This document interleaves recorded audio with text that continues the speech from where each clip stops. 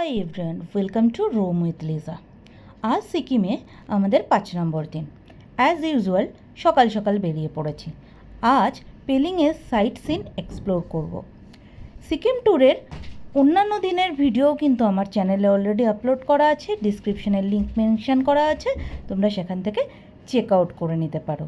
তাহলে চলো শুরু করি। আজকে আমরা কোথায় কোথায় গেলাম, কি কি করলাম। আমাদের ফার্স্ট ভিজিটিং স্পট হচ্ছে কাঞ্চনজঙ্ঘা ওয়াটারফলস। এখান থেকে অল্প দেখা যাচ্ছে, আর উপরে উঠতে হবে টিকিট কেটে, সেখানে বেশি ভালো দেখা যাবে শুনেছি। আর এখানে একটা মোমোর দোকান আছে, সেখান থেকে আমরা সকালের ব্রেকফাস্টটাও করে নেব। পাহাড়ে এসে মোমো খাবো না তা কি কখনো হয়? তোমরা যারা পাহাড়ে এসে আমার মতো মোমো খুঁজে বেড়াও তারা অবশ্যই কমেন্ট করে জানিও। এই কাঞ্চনজঙ্ঘা ফলস অনেকটা বড়, তো আমরা উপরে উঠছি। এখানে টিকিট হচ্ছে 20 টাকা। রাস্তা থেকে যেটুকু দেখা যায় সেটা অনেকটা ছোট, উপরে উঠলে অনেকটা বড়, সেটা আবার দেখাচ্ছি। পাহাড়ে আসলে প্রচুর সিঁড়ি চড়তে হয়। এখানেও অনেকগুলো সিঁড়ি ওঠার পরেই দেখতে পেলাম কাঞ্চনজঙ্ঘার অরিজিনাল ফলসটা। এখানে জলরাশি অনেকটাই চওড়া, বেশ ভালো লাগছে, কিন্তু এখানে প্রচুর পোকা। ক্যামেরার লেন্সের সামনে পোকা ঘুরছে, তোমরা অবশ্যই দেখতে পাচ্ছ। তো এখানেও আমরা তারপরে কিছু ফটো তুলে চলে গেলাম নেক্সট ভিজিটিং প্লেসের উদ্দেশ্যে। রাস্তায় প্রচুর ট্রাফিক ছিল। এই ট্রাফিক ক্রস করে আমরা পৌঁছে গেলাম খেচুপেরি লেক। আমরা পৌঁছে গেছি খেচুপেরি লেকে। এটা হচ্ছে এন্ট্রি গেট। এখানে এন্ট্রি টিকিটও আছে, 100 টাকা মতো আমাদের নিয়েছিল। আর এটা স্টার্টিংয়ে কিছু দোকান তোমরা পেয়ে। আমরা এখন খেচুপেরি লেকে, এখন লেকের দিকে যাচ্ছি। তারপরে লেকটা নাকি খুব সুন্দর এবং পবিত্র লেক বলে এরা মানে। এই লেকটা পায়ের ছাপের মতো দেখতে। লর্ড বুদ্ধারও পায়ের ছাপ মানে এখানে যারা বুদ্ধিস্ট, আর অনেকে আবার শিবেরও পায়ের ছাপ মানে। তো আমরা দুটোকেই মানছি। এবার আমরা দেখতে যাব। খুব সুন্দর সিনিক বিউটি পিছনে দেখতে পাচ্ছ। এন্ট্রি গেট থেকে প্রায় 20-25 মিনিট হাঁটা পথ। এই জঙ্গলের রাস্তা দিয়ে যেতে হবে। দেখে ক্যামেরায় মনে হচ্ছে হয়তো প্লেন ল্যান্ড, বাট এটা কিন্তু প্লেন নয়, একটু স্লাইডিং আছে, তো উঠতে মোটামুটি একটু কষ্ট হবে। আর এখানে 337 স্পিসিসের প্ল্যান্ট আছে, সেগুলো চারিদিকে আছে, তোমরা এখানে এক্সপ্লোর করতেই পারো। আর এখানে কিন্তু খুব সাবধান, প্রচুর জোক আছে, একটু অসাবধান হলেই কিন্তু জোক ধরে নেবে। এই আমরা পৌঁছে গেছি লেকের কাছে। এখানে সবাই ব্যস্ত কোনটা বুড়ো আঙুল, কোনটা পায়ের পাতা, আর কোনটা গোড়ালি সেইটা আইডেন্টিফাই করতে।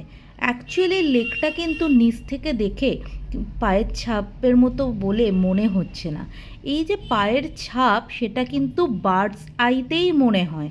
তো তোমরা যদি কখনো ড্রোন নিয়ে আসো, তার থেকে কিন্তু বুঝতে পারবে যে এটা পায়ের ছাপের মতো।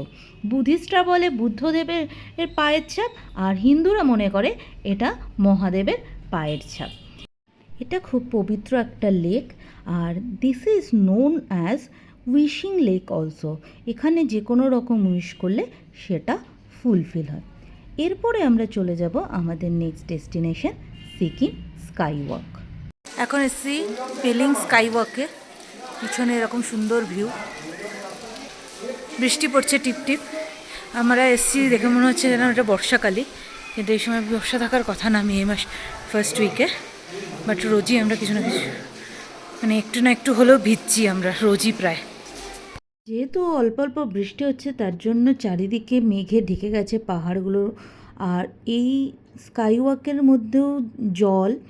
আর সেই জন্য আমরা যখন এলাম, আমাদের দুটো অপশান দিল, আইদার এই জুতো কভারগুলো পরে আসতে বললো, না হলে খালি পায়ে আসতে বললো।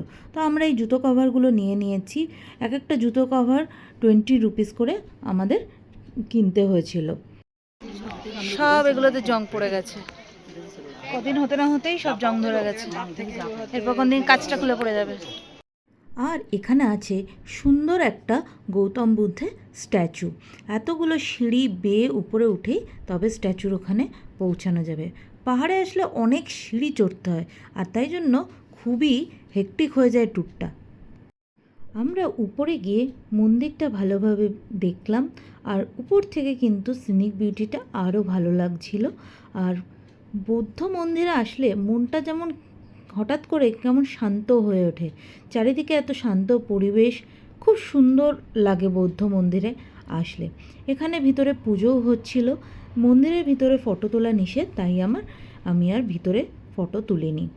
চারিদিকটা খুব ভালো লাগছিল, আর উপর থেকে তো আরোই সুন্দর লাগছিল।